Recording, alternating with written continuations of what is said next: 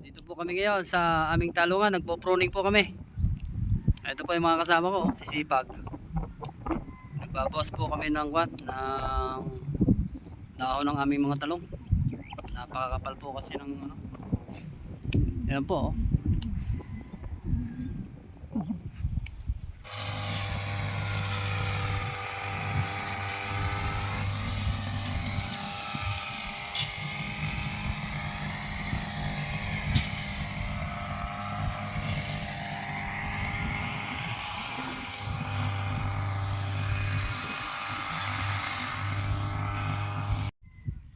May mga bunga na po kaya kailangan ma-pruning.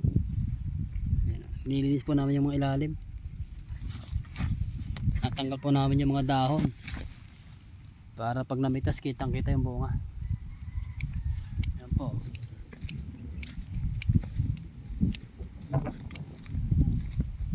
Dami na po kasi bunga kaya kailangan malinis para hindi pagtaguan ng mga hayop. Kaway-kaway sa mga nagpo-pruning.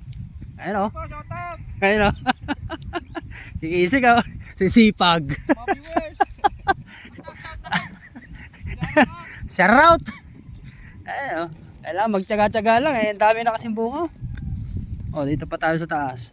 Ito. Dami ng bunga. Kaya nilinisan po namin. Bulaklak, ang dami Nakakatuwa. Ayan po.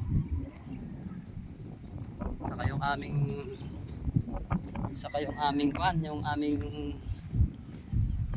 kamatisan. Pasyalan po natin.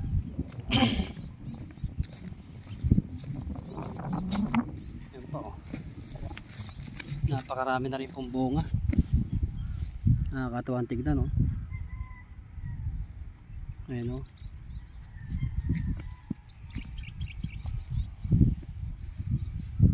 Lalaki po ng bunga Mga 1 week siguro baka mag-harvest na po kami.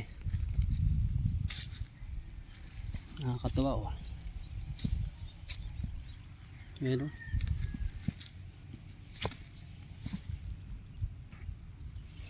Napakakapal ng bunga, lalaki.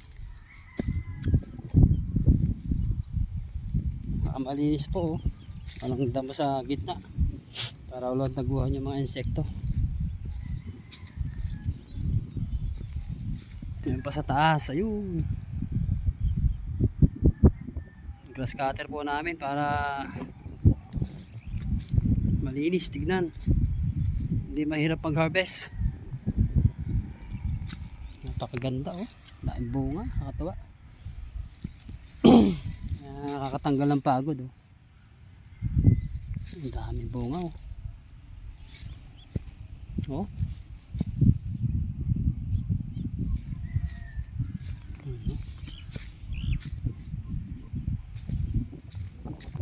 May isang pitak. Ito lalong mas maganda po ito. Nakatali na po sila. Hindi na po kaya ng bunga tinalian namin sila. Itali po yung bawat sanga. Ayan po. Diba?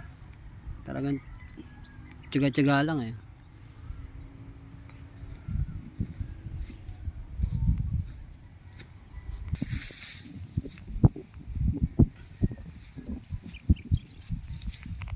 Lalaki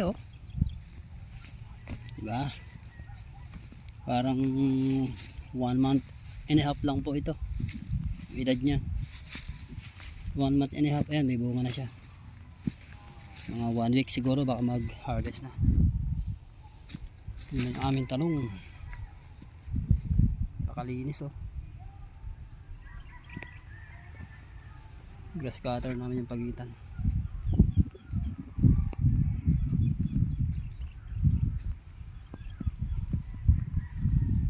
Ayun yung mga nagpo-pruning sisipag.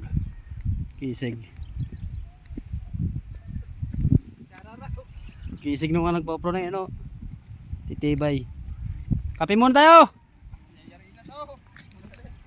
Yan na.